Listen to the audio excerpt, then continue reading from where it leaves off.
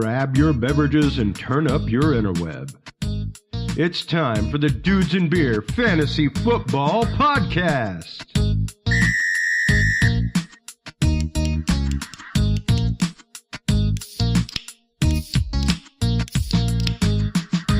Fantasy freaks and geeks, what is up? This is Matt McPeak here on the very first episode of the Dudes and Beer Fantasy Football Podcast. I'm super excited about this podcast. I've been listening to fantasy football podcasts for years, and I've always thought, wow, that's really cool. I get to just sit there for an hour every day talking about fantasy football. I can't get any better than that. So yes, I am a huge fantasy geek. This is my 9th season playing fantasy football. I've been in 8, 10, 12, 14 team leagues, you name it. Pretty much any league I'll join. I'm such a fantasy geek. I actually started my own all IDP league. So for people who don't know what IDP is, it's individual defensive players. So, instead of playing your normal offensive players, you play your defensive players instead. Defensive tackles, defensive ends, linebackers, safeties, corners. We're going on our 4th year with that, so shout out to my D-leaguers out there. It's a lot of fun. I'll be on every episode as the host and producer. I'll try to have at least one guest host on each episode every week so you don't get sick of just talking to me. So let me tell you about how the podcast is going to work. So we're going to be releasing an episode every Thursday morning from August 16th until about December 21st or December 28th, depending on how it's going towards the end of the season. Every Tuesday night, we'll be doing our live waiver wire segment on the Dudes and Beer podcast, which is live Tuesdays, 9 o'clock Central.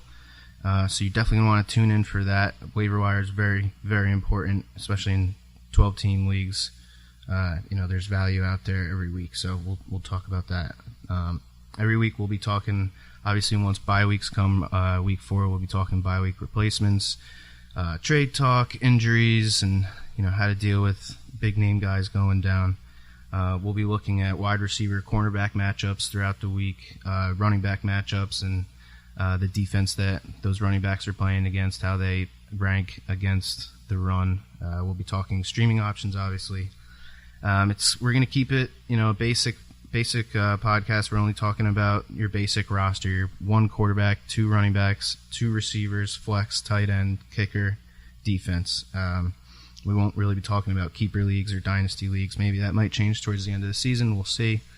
And what I want to accomplish with this podcast, each week I'll be taking all the opinions and fun stats and insider tidbits that I hear from all the different media outlets that I'm tuned into, whether it's the morning sports talk radio, podcasts throughout the day, the happy hour on ESPN. NFL Network is pretty much on my TV 24/7, so I'm always tuned in. I'm going to try and condense all that crap down, add a little bit of my own opinion, and give you guys, the listeners, the info that I think is important for you to make decisions, whether that's to draft a certain player, start or sit a guy each week, whether or not you should be looking to trade him, players that you should be targeting in trade, players to drop, all that good stuff. I'll try and provide all the information for you guys to make the decisions. These are your teams, so I want to keep everybody informed.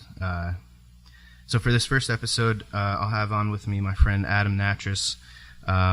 He's been playing fantasy since he had to get the stats out of the newspaper, so that was a long time ago before we had everything in the palm of our hand. He's got some interesting opinions on some guys this year, and we'll get into that. So for this episode, we'll be talking draft strategies, we'll be talking quarterbacks and tight ends, and then towards the end of the show, we'll get into some head coaching and offensive coordinator changes that should be significant this year. So that's what we got on slate for today's podcast.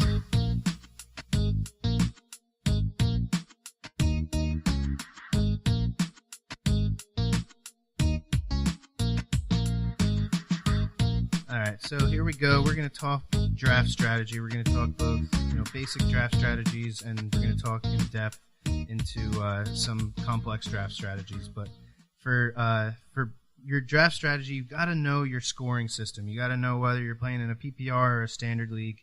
You got to know your roster layout. You got to know if you're playing 2 quarterbacks or a super flex. You got to know whether you're playing in a 4-point per passing or a 6-point per passing touchdown league. Know how many points you get for passing yards, because whether you're getting a point for every 20 yards or a point for every 25 yards, that really does make a big difference. Another thing that I think is super important, and if possible, know your draft position before you go into your draft. So a lot of leagues, like on ESPN, for example, an hour before the draft, it randomizes the draft order. But you can go in, the commissioner can go in and set the league, the draft order himself if he wants to. Some leagues do cool, fun stuff to pick the draft order. Some guys just, throw names in a hat and pick them.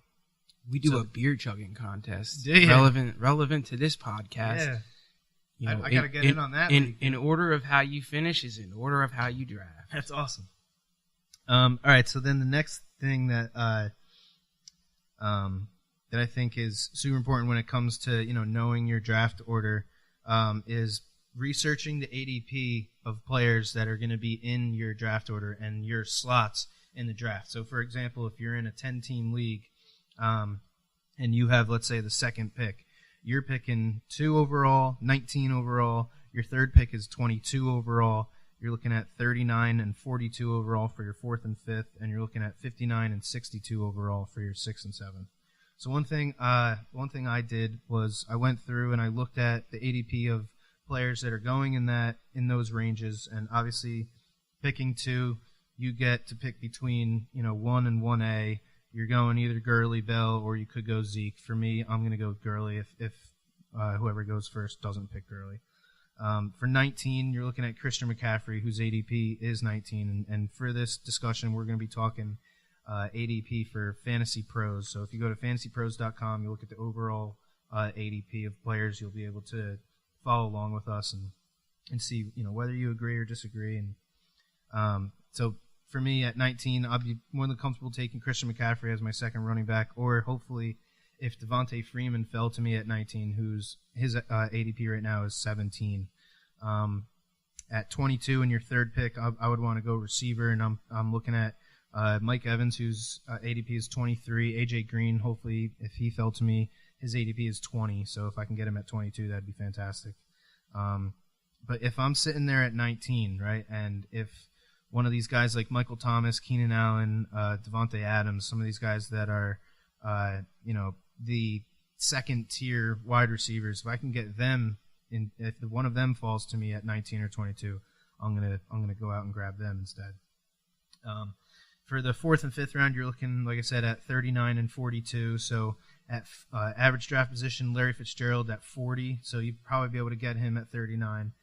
If Amari Cooper possibly fell to you at 36. And if possible, if you want to be the guy to, round out that top tier of tight ends, who's Gronk, Kelsey, and Ertz. If Ertz, who's at 37 ADP, if he's available to you at 39, in a 10-team league, I would feel comfortable taking him. In a 12-team, maybe not. I wouldn't want to take Ertz, who I'd probably have to spend a 3rd-round pick for in a 12-team league. But in a 10-team league, 4th pick, taking Ertz, I'd feel more than comfortable taking that. In the 5th round at 42, you're hoping that Alex Collins is still available for you at 40. Because to me, at that turn of 39 and 42, you're looking at other available running backs as Kenyon Drake and Jay Ajayi. Jay Ajayi is on a team that right now has 5 running backs on their roster, and I can see the Eagles keeping all 5 of them. I can see them spreading the ball out just like they did last year. So honestly, I'm kind of afraid of Ajayi. And Kenyon Drake, I'm not too high on. I really think that Frank Gore is going to eat enough into Drake's production where he's not going to be as good as as that ADP is of somewhere around the 4th round. There in the 4th and 5th round turn, again, if guys like Tyreek Hill, who's going 28, if he falls to me at 39, I'll take him. Derrick Henry at 29, if he falls to me at 39, I'll gladly take him as well. And then to just finish up with the 6th and 7th round picks in a 10-team league, if you're picking second, you're looking at the 59th and 62nd overall picks. Right there in that range, hopefully one of the two Lions receivers falls to you, either Marvin Jones or Golden Tate. Marvin Jones is around 56.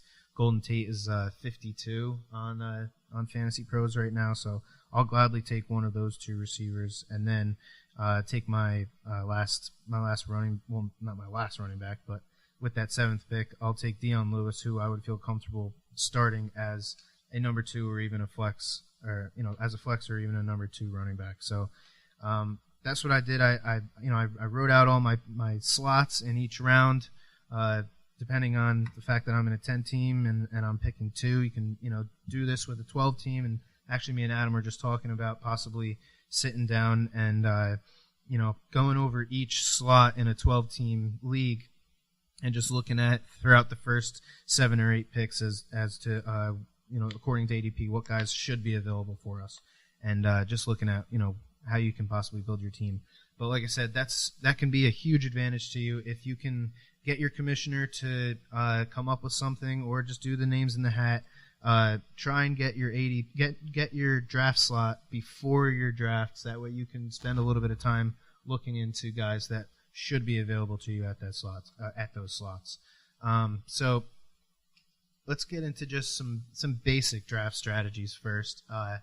Adam, we were talking earlier, you like to wrap up in your first 6 picks, you like to wrap up 3 running backs, 2 receivers, and a tight end.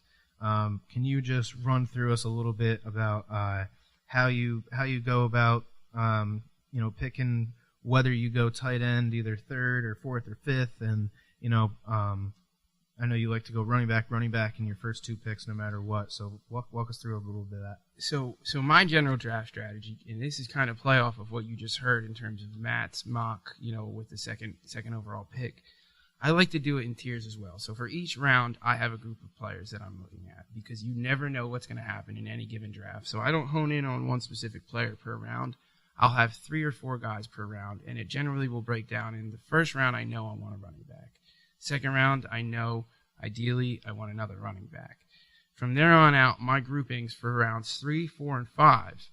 Round 3, I'll have receivers and tight ends written on my list, because my goal would be, a top-tiered receiver that might fall depending on where I'm at the draft, or if I'm, higher up into the 3rd, I'm going for one of those receivers. But if I'm towards the back end and no one's falls, then I know I want a tight end.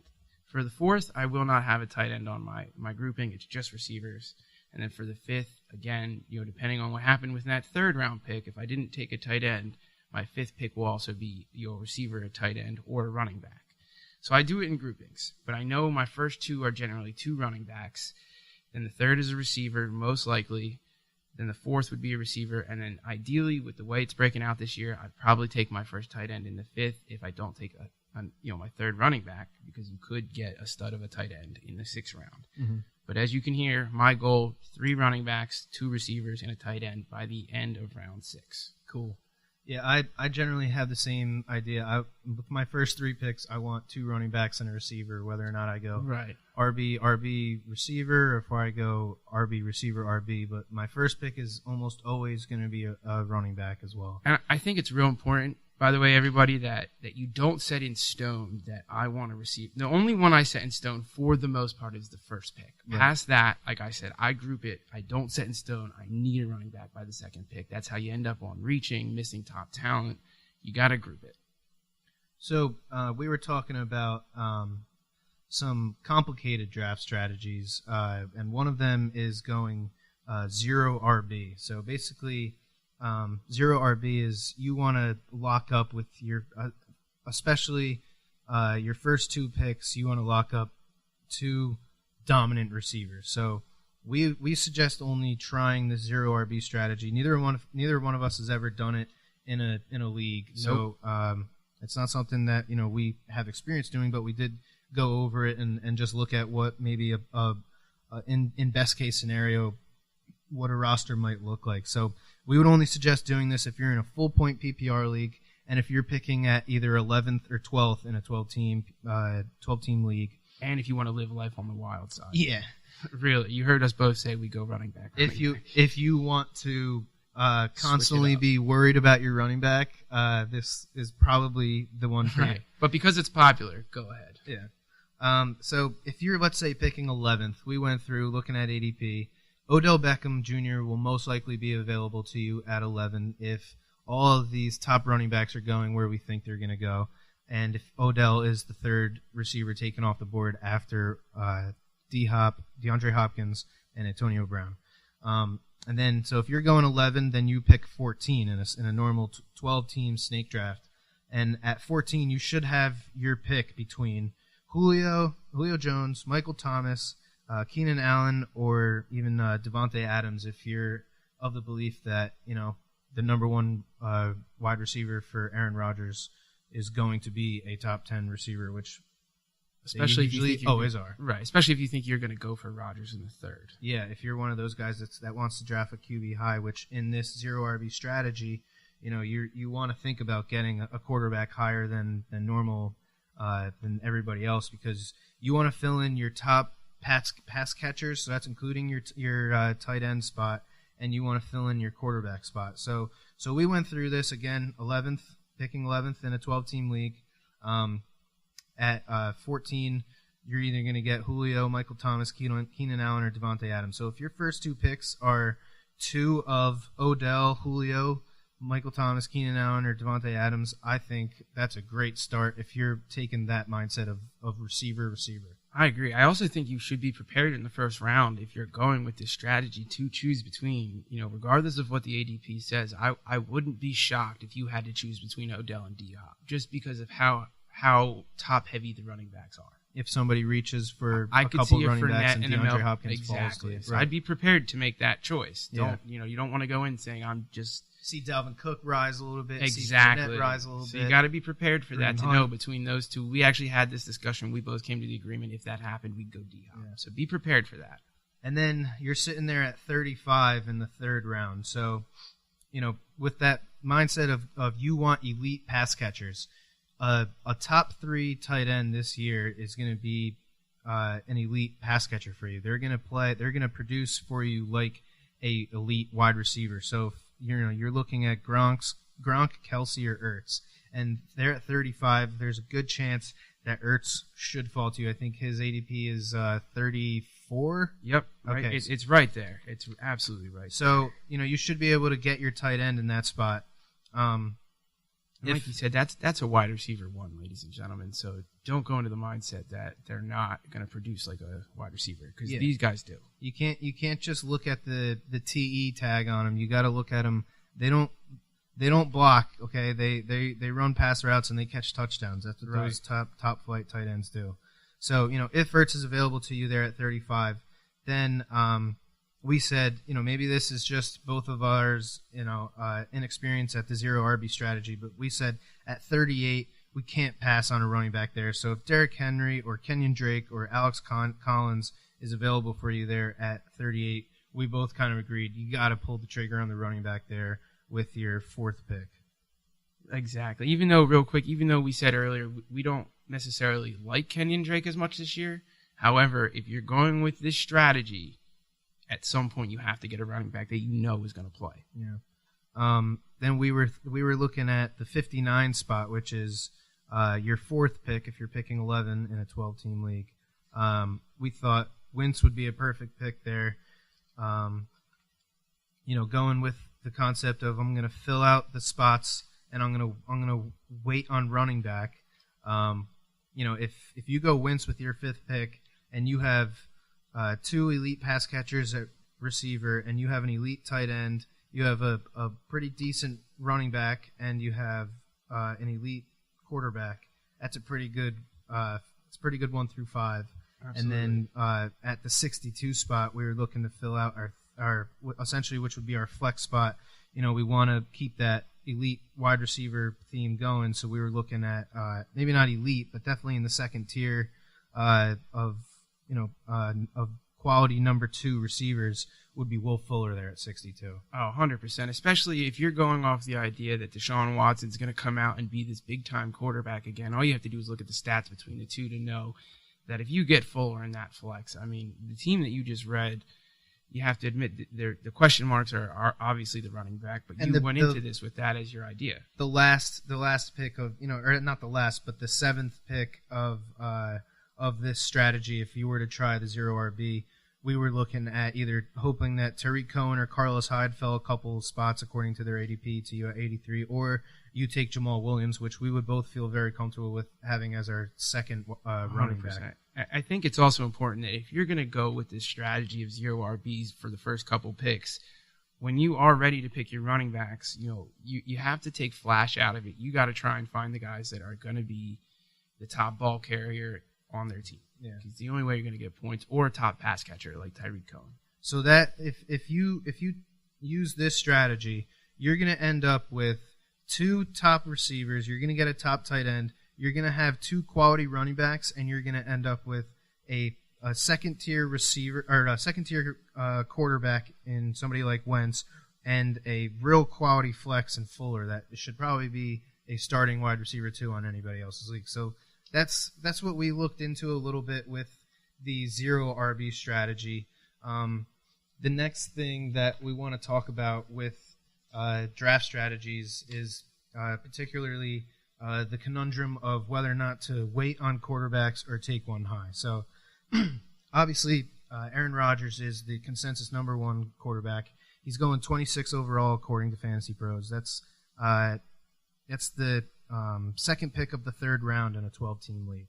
So, if you look at his stats, so in his 10 seasons with the Packers as the starting quarterback, he's had 8 of those 10 seasons he's played in 15 or 16 games. He's had 2 injury cut seasons, 2013, 2017. So in those 8 seasons that he played 15 to 16 games, he finished as the number 1 quarterback 4 times and the number 2 quarterback 3 times. So that's pretty awesome. His career average fantasy points per game is 21.5 points, which comes out to about 344 points over the course of a season.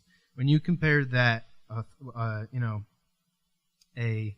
early 3rd round pick compared to somebody like Matthew Stafford or Phillip Rivers, who Stafford is going in the 11th round and as QB like 7 overall, and you're looking at Phillip Rivers going in the 15th round, which is 110. So you're looking at Stafford 280 points per game, Rivers at 270 points per game. That's like a 65% or 65 point drop off from Rivers to one of those 2 guys that you can get in one of the later rounds in the draft. So we sat down, we looked at the top 7 quarterbacks. They're all going in the first 6 rounds. So you got Aaron Rodgers, Deshaun Watson going 38th overall, Russell Wilson at 48th overall, and Tom Brady at 50th overall. They're all going in, those 3 guys are going in the 4th round. Then you got Carson Wentz, Cam Newton, and Breeze going 60, 63, and 66. So those are all in like the 6th round of a 12-team league. So Adam, I ask you, out of those 7 quarterbacks, are there any of them that you would take besides Rodgers? Are there any of those that you would take? So basically, out of those 6, would you take in the 4th, 5th, or 6th round? Would you reach that high for any of those 6? So I got to be honest. I'm going to even include Aaron Rodgers now in my sentence when I say I wouldn't take a quarterback in the first 6 rounds if it was anyone. I completely agree. The reason I say that, you can't plan on when you draft Rodgers. He's the type of player. He's one of the biggest crapshoots in the draft as to where he goes. So you can't go in thinking I'm going to get him in the 3rd because he'll end up going in the 2nd or 1st. We all have seen it in one of our drafts or a time again. It's not worth the headache. I'd rather, as we talked before, the difference between an Aaron Rodgers and a Stafford is a lot less than the difference between a number 2 or 3 overall, number 2 round or 3 round tight end or wide receiver and, a 10th wide receiver. So generally speaking, I'm not taking one of those guys, in the top 6 rounds. And, I do want to put out there briefly, this is coming from an Eagles fan. I know Eagles fans are getting very hyped on Carson Wentz. You have got to separate your loyalty as a fan from your fantasy team. Carson Wentz is way too high of an ADP, especially when you're talking about guys like Stafford at 98, or Matt Ryan at 107. I love Phillip Rivers this year at 110. So I am not taking a guy in the first 6 rounds. Yeah, I was looking at Kirk Cousins sitting there as the 8th quarterback taken at 76. I would have no problem playing Kirk Cousins every week in my quarterback spot. I think he's primed for a great year this year. He's finished in the top 10 quarterbacks for 3 straight years. Last year he was 8th. He's had 3 straight seasons where he's played all 16 games, and he's thrown for over 4,000 yards. You look at the position players on his new team, he's got Thielen, Diggs, Kendall Wright, and Laquan Treadwell. I think that's by far the best receiving core in the league. He's got one of the best red zone tight ends and all-around tight ends in Kyle Rudolph. And he's got a legit bell cow running back in Delvin Cook that, like you said earlier, is going to catch a lot of passes himself. 100%. So, I mean, I would love to have him, and that's where I'm looking to take quarterback, is somewhere in the 8th to maybe 12th round, at least my first quarterback. And then you look at – I'm sorry, go ahead. I was going to say, ladies and gentlemen, if you really want to live dangerously, listen to us on Tuesday nights for the waiver wire pick of the week, because these quarterbacks this year, if you look at the back end that won't be rostered, we'll give you one each week that has a great matchup that you could stream that position. Exactly. And, talking about waiver wire, one thing I didn't mention earlier, when talking about how important the waiver wire is, if you look, for example, last year with Zach Ertz and Trey Burton, right? So Ertz last year missed 2 games. It was week 9 and week 14. In those 2 games, Trey Burton on week 9, he had 2 catches for 41 yards, but one of them was for a touchdown. Right. In week 14, he had 5 catches for 71 yards and 2 touchdowns. So, if you had Zach Ertz and you knew on your waiver wire that Trey Burton was available, like in one of my leagues I had last year, I had Ertz. I knew Ertz was going to miss the game. I went out and got Trey Burton, and he paid off huge for me. So that's one example of how important it is to ride the waiver wire from a week-to-week basis. You can look at running backs, too. For example, last year, Leonard Fournette, he missed week 7, 9, and 15. And you look at Chris Ivory in week 9, he got 23 touches and produced them to 104 yards. So guys on waiver wires, especially when guys get hurt, you got to be riding that waiver wire and looking for the replacements, because sometimes that work that was going to somebody else is now going to go to them, and you can get big games out of waiver wire players. Absolutely. And if you know what you're doing with the matchups, too, again, this is why I encourage everyone to listen to our waiver wire segment. You can stream the tight end as well. I know that sounds crazy, but last year you were able to play whatever tight end played against the New York Giants generally came out with a touchdown. So, that theory goes in place for everything we've talked about. Back-end tight ends, back-end quarterbacks. Play the matchup, because there are going to be a lot of starting quarterbacks and tight ends that are on the waiver wire. Yeah. And listening to Matthew Berry on ESPN, he every year he puts out a draft manifesto, and one of the things he highlighted in this year's manifesto is in the last 5 years, 52% of quarterbacks drafted in the top 10 at their position. So basically, the first 10 quarterbacks drafted every year for the past 5 years, only 52% of them have finished that year in the top 10 for total points. I believe it. Only half the time, if you take one of the top 10 quarterbacks, only half the time do they actually finish as a top 10 quarterback. So every single week, especially at quarterback and especially at tight end, there are going to be replacements for you, and so we highly suggest you ride the waiver wire, and on Tuesday nights check out our waiver wire special, because every week we're going to have a quarterback on there that you can stream. So let's move to tight ends next. So last year, the average point total for the top 12 tight ends in PPR was about 11 points. So if you're looking at a tight end, that's what you want to shoot for. You want 11 points out of your tight end every week to get you what should be a top 10 tight end, a rosterable tight end. And obviously, when you look at the top 3 tight ends, like we were talking about earlier, Gronk, Kelsey, and Ertz, you're going to get that from them. They're going to be the most consistent tight ends every week. But drafting tight end early or waiting on a tight end, this is the one position in fantasy football that has, I would say, probably the biggest discrepancy between, one of the top 3 and one of the 9th, 10th, or the 10th, 11th, or rosterable tight end. You know, if every team starts one tight end, 12 teams, you got 12 tight ends. So we broke these down into tiers. We got obviously Gronk, Kelce, and Ertz, and Kelce in the top tier. The second tier we have Graham, Ingram, and Olsen. And right now you got Jimmy Graham going around 55th overall. You got Ingram going around 61st, and you got Greg Olsen going around 64. So we're really talking a lot about this next tier, which is Kyle Rudolph, Delaney Walker, Jordan Reed, and Trey Burton. Yeah, absolutely. And actually, Matt, while we're on this topic, I wanted to ask you, out of those names you just read, that last tier, those four guys. Let's see the last two tiers. How do you see those changing by the end of the year? Is there anybody from that third tier that you think maybe ends up in the top of that second tier? So I look at Ingram from last year. He had a great season, but he was also on a very bad Giants team that had no one else to throw the ball to. So I don't see how he could possibly put up the same production last year, or that he did last year, this year with Odell coming back and with Saquon now in the mix. He's going to catch a lot of passes. So I just don't see how he can finish as the fifth best tight end. I don't see it. Olsen coming off of an injury. He's now, I think, 34, maybe 33. He's getting up there. He's getting up there for a tight end. Got a lot of miles. So I don't know if he can really finish as the seventh best tight end.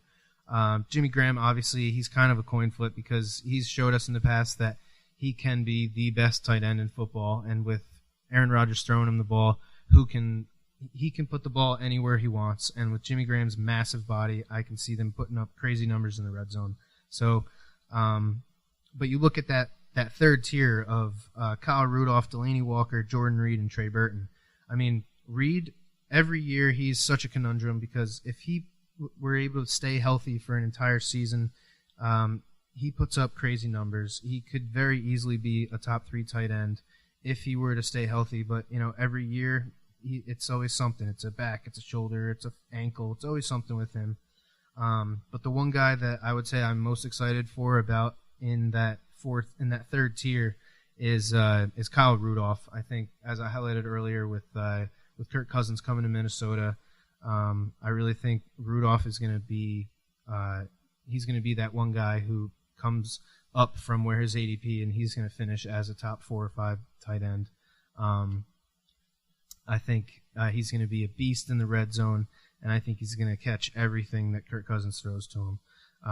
And then you look at Trey Burton, like in Matt Nagy's system, which he brought to Chicago this year, the tight end is a huge advantage on the field. If you have a guy that can, match up against linebackers and safeties and beat them in one-on-one coverage, and I think that's Trey Burton at a nutshell. I think they're going to use him all over the field. I think they're going to use him in the red zone. I think he's going to be huge for the Chicago Bears this year. So I think I can see him moving up into that top echelon receiver. And I know it's crazy because he's only had that 1 year in with the Eagles, but I just think he has all the talent in the world, and I'm excited about him at that spot.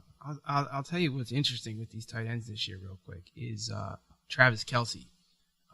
Everybody has him locked in as the number 2 overall tight end, but we all keep forgetting he was the number 2 overall tight end with Alex Smith. Mahomes has a bigger arm. He's mobile. Now, a lot of times first-year quarterbacks do rely on the tight end quite a bit.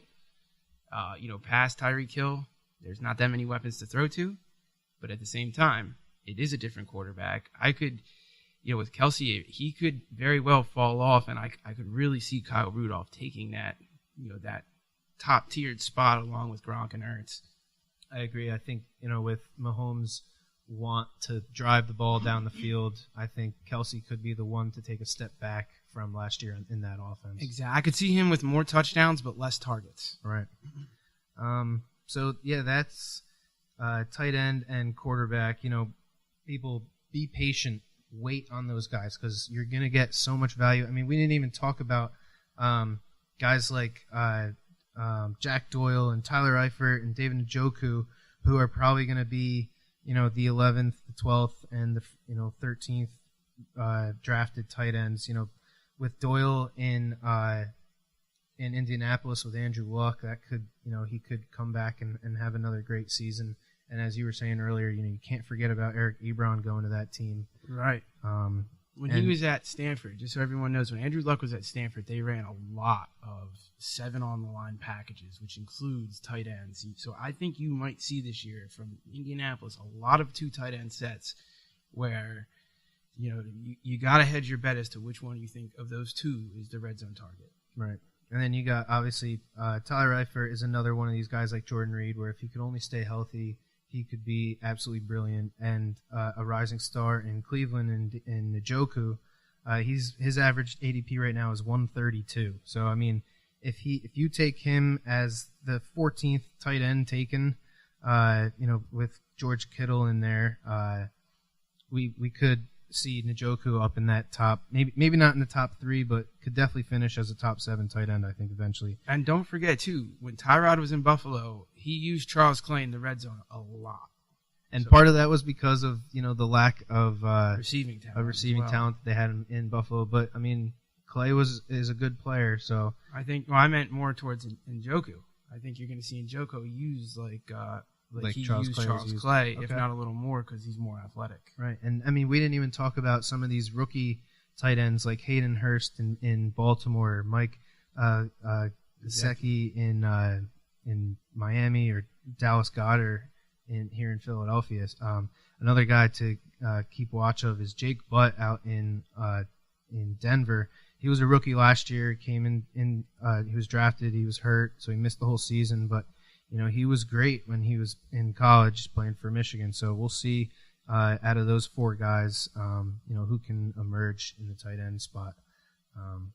So yeah, that's quarterback and tight end. Like we said, wait on quarterback, wait on tight end.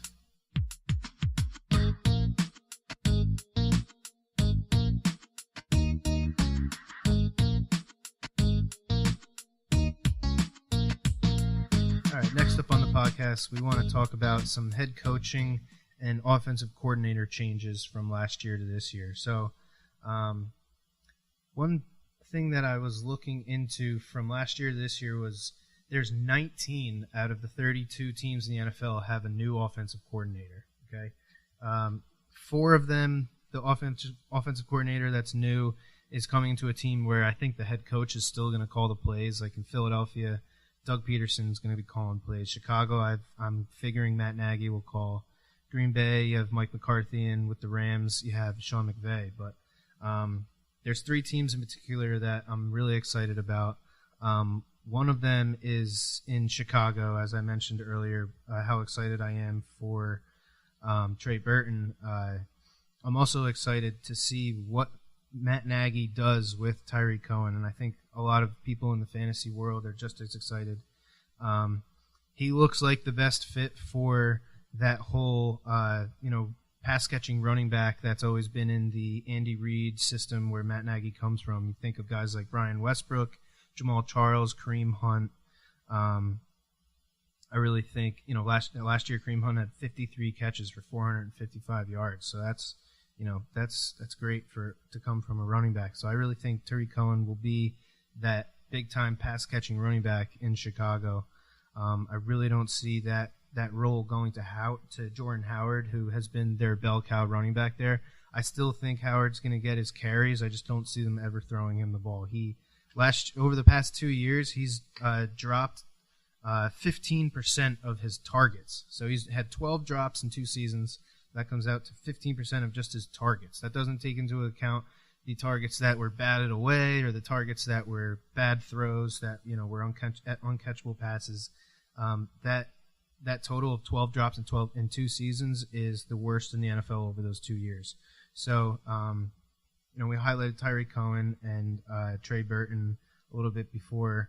The one thing I want to get into real quick is this RPO thing. So for people that are kind of new to football or fantasy football, every couple of years there seems to be this new offensive trend that comes out. Like about 10 years ago, it was the Wildcat, where the Dolphins destroyed the Patriots with it.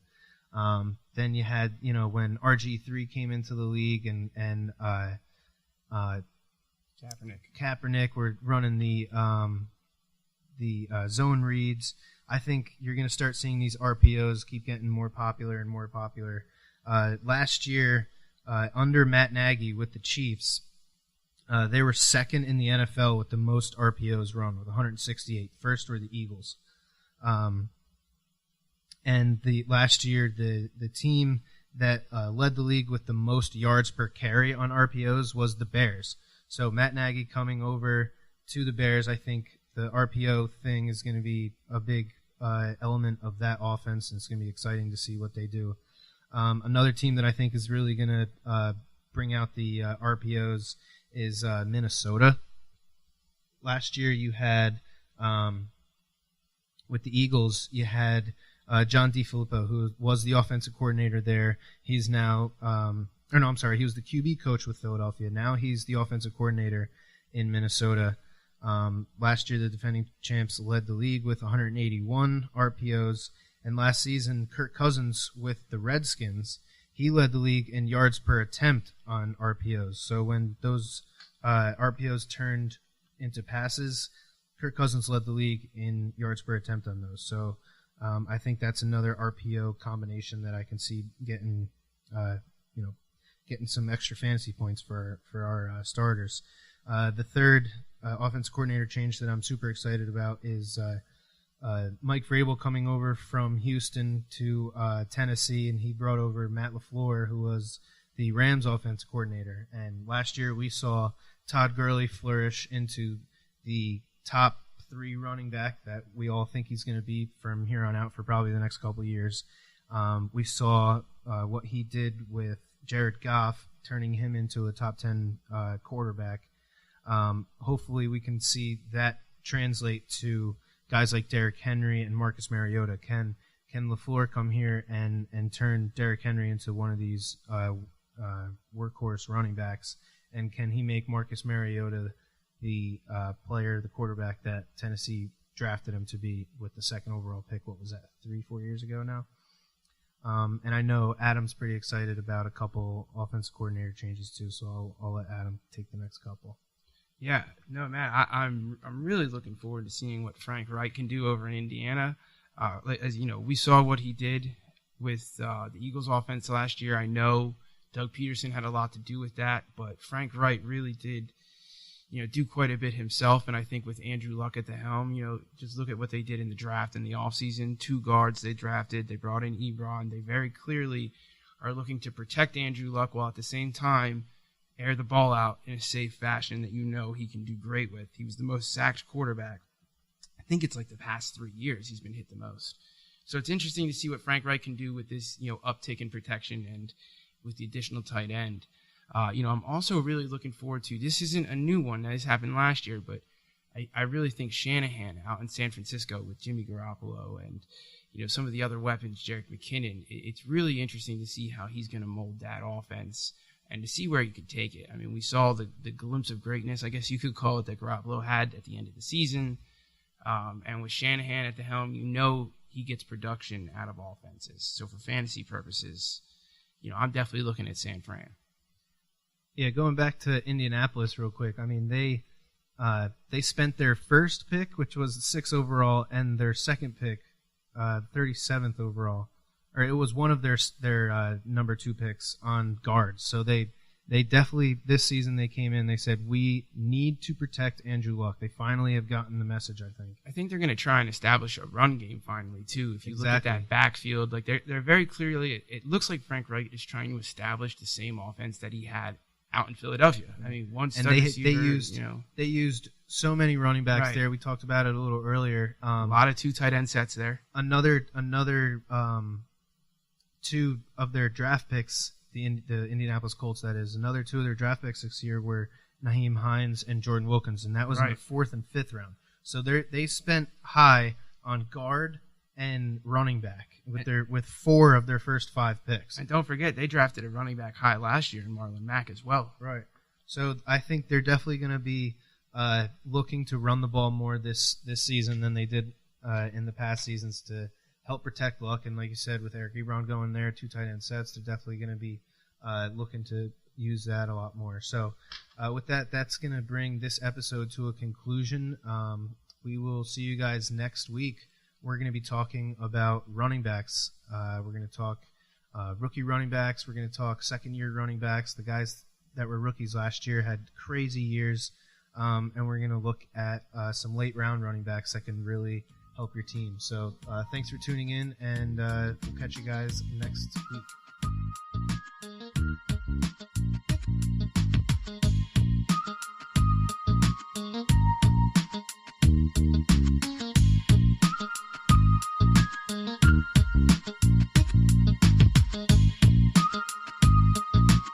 Thank you for listening to this episode of the Dudes and Beer Fantasy Football Podcast.